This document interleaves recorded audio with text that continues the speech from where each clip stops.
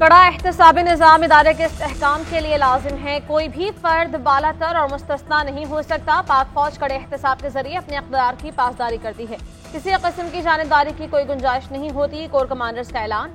Army chief general Asim Munir की ज़िर सदारत core commanders conference मुल्की अमन इस्तेहकाम के पाक फौज दीगर कानून नाफिज करने वाले इदारों शहरियों की लाजवाल कुर्बानियों को खिराज अकीदत पेश। बलोचिस्तान और केपी में सरगर्म मुल्क दुश्मन क़ुव्वतों तखरीबकारों और सहूलतकारों के खिलाफ इक़दामात पर गौर। शुरका में कॉन्फ्रेंस ने कहा कि पाक फौज अवाम की हिमायत से इंसदाद दहशतगर्दी के लिए कुर्बानियों को रायगा नहीं जाने देगी। फौज एक मुनज़्ज़म इदारा है जिसके हर फर्द की पेशा वराना महारत और वफादारी सिर्फ रियासत और अफवाज पाकिस्तान के साथ है। आर्मी चीफ ने कहा कि पाक फौज दहशतगर्दों, इंतशार पसंदों, जराइम पेशा माफिया के खिलाफ कार्रवाइयों के लिए हुकूमत को ताआवन फराहम करती रहेगी।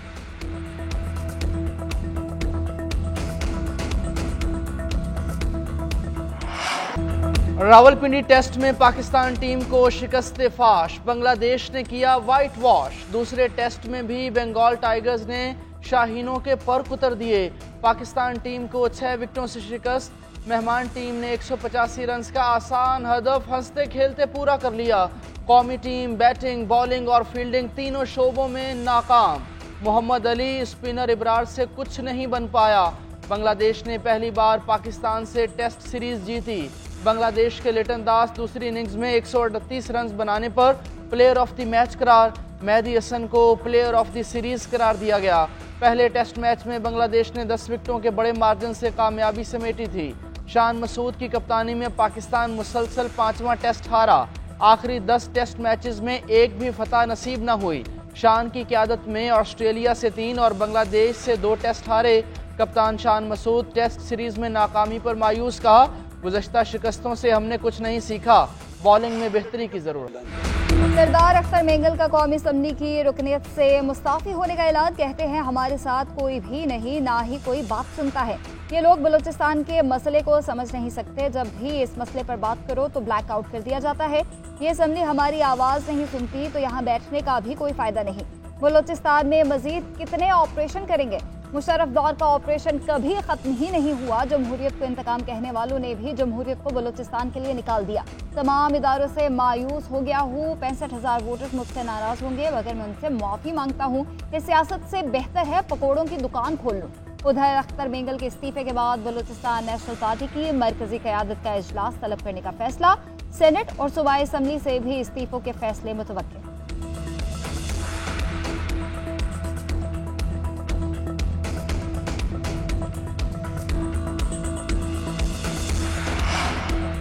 वज़ीर-ए-आज़म शहबाज शरीफ से एमक्यूएम के वफ्द की मुलाकात। मुत्तहिदा रहनुमाओं के सिंध के हवाले से गिले शिकवे। बिजली के निर्खों में कमी के मुतालबे पर अमल दरामद पर जोर। वज़ीर-ए-आज़म से आईनी तरमीम, कराची, हैदराबाद समेत सिंध के दीगर शहर के लिए तरक्याती फंड्स की फराहमी पर बातचीत। वज़ीर-ए-आज़म शहबाज शरीफ के सिंध के शहरी इलाकों के लिए तरक्याती फंड्स की फराहमी और बिजली के निर्खों में कमी पर मिलकर काम करने की यकीन दहानी।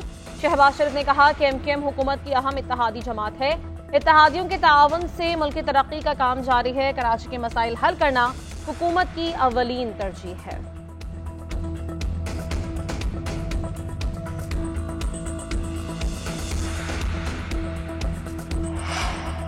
सुप्रीम कोर्ट में जजेस की तादाद में इजाफे का बिल कौमी असम्बली में मुअख्खर कर दिया गया। हुकूमती रुकन दानियाल चौधरी ने जजेस की तादाद 17 से बढ़ाकर 23 करने की तजवीज़ दी। कहा, सुप्रीम कोर्ट में 54,000 से ज़ायद मुकदमात ज़ेर इल्तवा हैं। गुज़श्ता दिनों एक केस में 34 साल बाद एक शख्स की बारी आई। जजेस की तादाद बढ़ाने से मुकदमात जल्दी निपटाए जाएंगे। बैरिस्टर गौहर का एतराज़। कहा, प्राइवेट मेंबर डे पर यह बिल पेश नहीं हो सकता।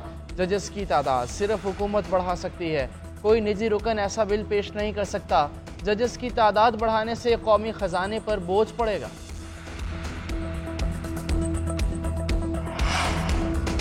कौमी असम्बली के इजलास में आर्टिकल 184 में तरमीम का बिल पेश। नूर आलम खान ने बिल पेश किया। कहा, अज़-खुद नोटिस का माजी में बहुत गलत इस्तेमाल हुआ। अज़-खुद नोटिस के फैसलों की अपील का हक भी दिया जाए। वज़ीर कानून आज़म नज़ीर तारड़ ने कहा कि 2023 में इसी ऐवान ने प्रैक्टिस एंड प्रोसीजर एक्ट बनाया था।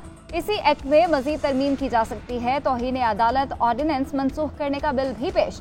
बैरिस्टर गौहर का एतराज़। कहा, अगर अदलिया के पास इख्तियार नहीं तो कौन उसको देखेगा।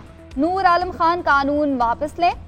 तरमीम के लिए नया बिल लाया जाए। आर्टिकल 184 और तनसीख तौहीन अदालत बिल कमेटियों के सपुर्द कर दिया गया। सुहेल सुल्तान ने फौजदारी कवानीन में तरमीम का बिल पेश किया। आइन के आर्टिकल 51, 59 और 106 में तरमीम के बिल मुतल्लका कमेटी के हवाले कर दिए गए।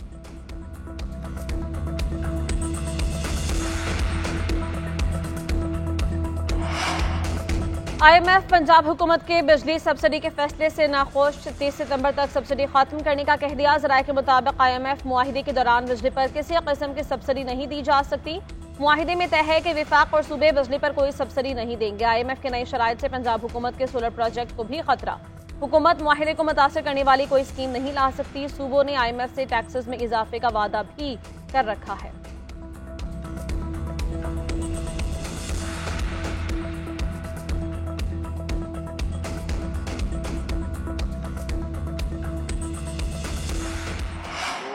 वज़ीर ख़जाना मोहम्मद औरंगज़ेब का ताजरों को टैक्स छूट देने से साफ इनकार। कहा FBR का टैक्स वसूलियों का हदफ डिजिटलाइजेशन और इन्फोर्समेंट से पूरा करेंगे। ताजरों पर टैक्स वापस लेने का मतलब टैक्स तनख्वाहदार तो दे, ये नहीं हो सकता। तनख्वाहदार तबका अपने हिस्से से ज़ायद अदा कर रहा है। ये मुल्क कब तक ऐसे चलेगा? सोसाइटी के हर शोबे को टैक्स अदा करना होगा, सबको बोझ उठाना होगा। ताजिर, होलसेल डीलर्स और दीगर कारोबारी अफराद टैक्स कलेक्शन में हुकूमत की मदद करें। विद होल्डिंग टैक्स में इजाफे की कोई तजवीज़ ज़ेर गौर नहीं। IMF को टारगेटेड सब्सिडी पर एतराज़ नहीं। IMF प्रोग्राम की मंजूरी आखिरी मराहिल में है। मईशत सही समत में आ चुकी।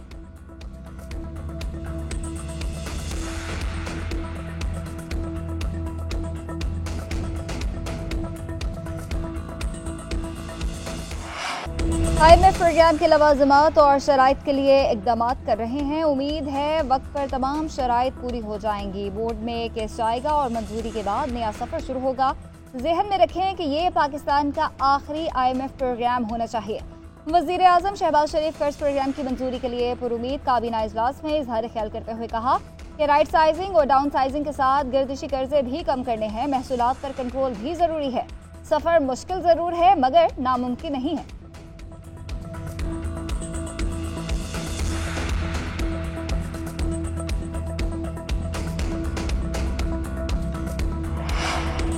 नौ मई पर मुआफ़ी नहीं मांगेंगे। 9 मई के फुटेज सामने लाई जाए, सब सामने आ जाएगा। किसी की मिन्नतें की ना तरले किए। मिन्नतें तो ख्वाजा आसिफ किया करते थे, वो तो रो पड़ते थे।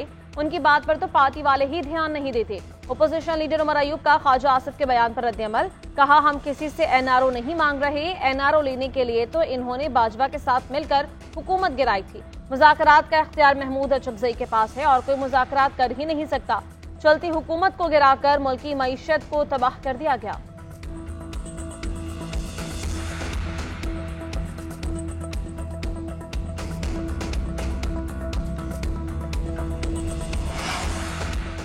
$48 लाख एकड़ ज़मीन कॉरपोरेट फार्मिंग को देने पर हुकूमती इत्तेहादियों को तहफ़्फ़ुज़ात। कौमी असम्बली में तवज्जो दिलाओ नोटिस पेश। खुर्शीद शाह और मुसद्दिक मलिक में नोक झोंक। पीपल्स पार्टी रहनुमा ने कहा सिंध की लाखों एकड़ ज़मीन देने का फैसला हमने नहीं बल्कि निगरान हुकूमत ने किया। सिंध में पहले ही पानी की किल्लत है। लाखों एकड़ ज़मीन आबाद करने के लिए पानी कहाँ से आएगा?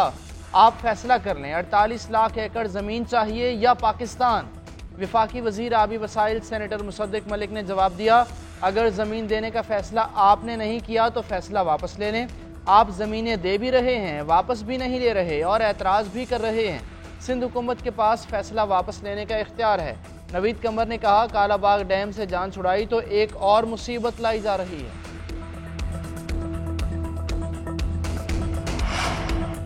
कोई झोंपड़ी बना ले तो फौरी गिरा दी जाती है। यहाँ छोटा सा खोखा बनाने की इजाजत मिली लेकिन बड़े बड़े महल बना लिए गए।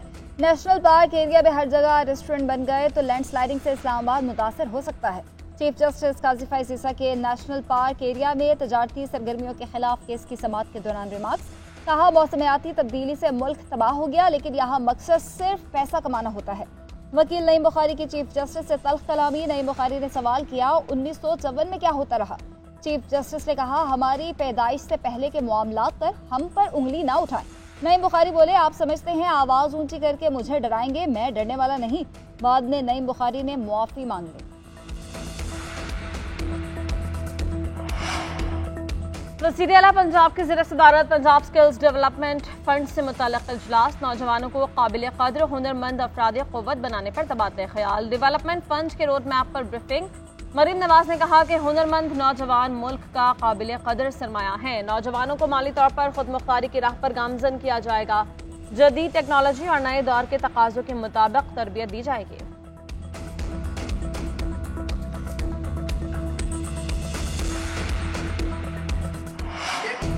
सेनेट की कायमा कमेटी बराए दाखिला के इजलास में गर्मा गर्मी। सेनेटर सैफुल्लाह बुड़ो और शहादत आवान के दरमियान तल्ख जुमलों का तबादला। शहादत आवान की जानिब से सैफुल्लाह के बोलने पर एतराज़। सैफुल्लाह बरहम हो गए, शहादत आवान को टाउट कह दिया। बोले ज़्यादा बकवास की तो कुर्सी उठाकर मारूंगा। कमेटी के दीगर मेंबरान दोनों को खामोश और पुरसुकून करने की कोशिश करते रहे। सैफुल्लाह बुड़ो और शहादत आवान के दरमियान गर्मा गर्मी की वीडियो सोशल मीडिया पर वायरल हुई।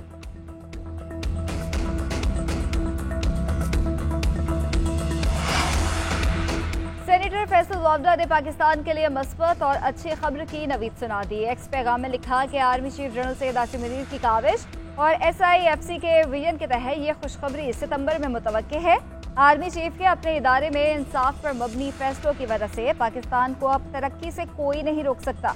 उनका कहना था कि काश हमारे जमहूरी सियासी लीडर्स और आईनी और कानूनी कुर्सियों पर बैठने वाले ये सब पहले कर लेते।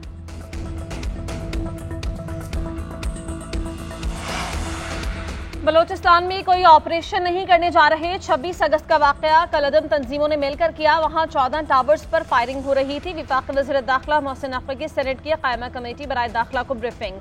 कहा KP में टारगेटेड कार्रवाइयां कर रहे हैं। इसकी एक बड़ी वजह अफगानिस्तान से बैठकर ऑपरेट करना है। सेक्रेटरी दाखिला अफगानिस्तान जाकर सारे सबूत दे चुके हैं। ये ज्यादा वही लोग हैं जो मुआहिदे के तहत छोड़े गए थे।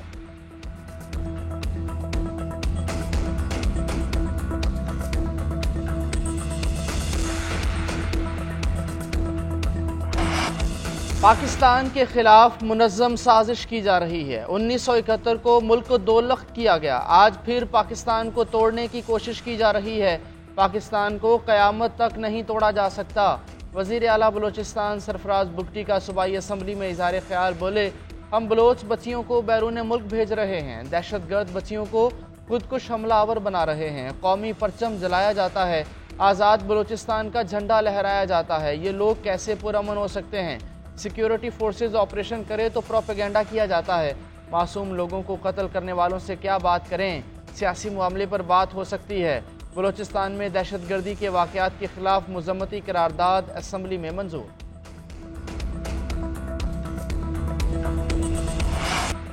बानी PTI को मिलिट्री ट्रायल का खदशा। मुमकिन मिलिट्री तहवील से बचने के लिए इस्लामाबाद हाईकोर्ट से रुजू। बाकायदा दरख्वास्त दायर कर दी। मौक़िफ़ इख्तियार किया कि बानी PTI को फौजी तहवील में देने से रोका जाए। फरीक़ैन को हिदायत दी जाए कि बानी को सिविल इदारे और सिविल अदालतों में ही रखा जाए। रजिस्ट्रार ऑफिस ने दरख्वास्त पर एतराज़ात उठा दिए। एतराज़ लगाया कि किसी मखसूस FIR का हवाला दिए बगैर उमूमी रिलीफ कैसे मांगा जा सकता है। दरख्वास्त के साथ कोई ऑर्डर या दस्तावेज नहीं लगाई गई। पंजाब के मुकदमात पर इस्लामाबाद हाई कोर्ट में दरख्वास्त कैसे दायर की जा सकती है? मिलिट्री कोर्ट्स का मामला सुप्रीम कोर्ट में ज़ेरे इल्तवा होते हुए हाई कोर्ट में दरख्वास्त दायर नहीं की जा सकती।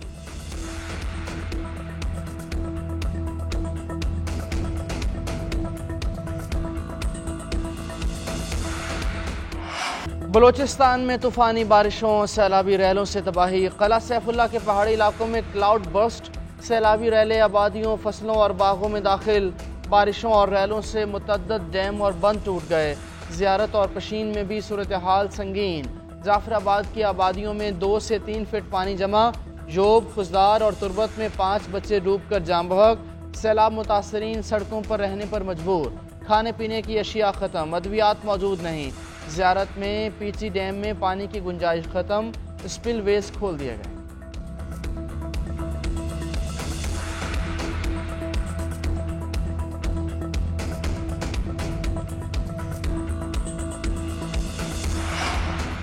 सिंध में भी बादलों की इनिंग्स। कई शहरों में जलथा लेक, दादू में 100 से ज्यादा देहात का शहर से राब्ता मुनक़ता हो गया। बदीन में बच्ची पानी में डूब गई। थरपारकर में फिर बादल बरस पड़े। बदीन का गांव बारिश और सैलाब की तबाहकारियों की दास्तान बन गया।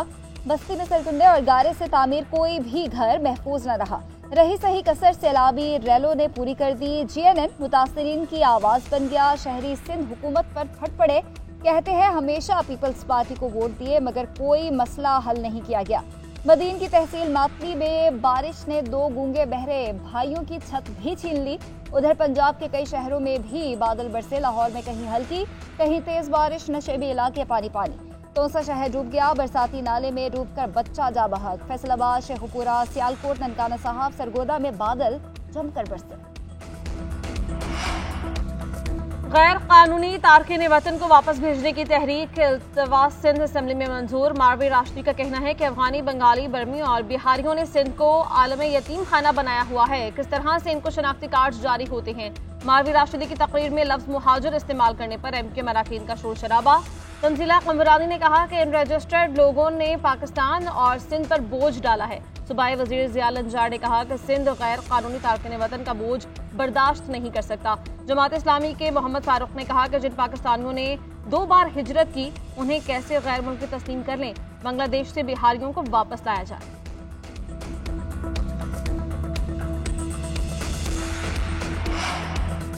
सरकारी अफसरों के सोशल मीडिया इस्तेमाल करने पर पाबंदी। हिदायत के बावजूद सोशल मीडिया इस्तेमाल करने पर याद दहानी नोटिस जारी। सर्कुलर में कहा गया मुलाजमीन बगैर इजाज़त फेसबुक, एक्स समेत कोई ऐप इस्तेमाल न करें। वफाकी इदारों के मुलाजमीन रूल्स की पासदारी करें। तमाम वजारतों और डिवीजन्स को बाज़ाब्ता ऑफिस मेमोरेंडम भेज दिया गया। फैसला सरकारी मालूमात और दस्तावेज़ात अफशा होने से रोकने के लिए किया गया।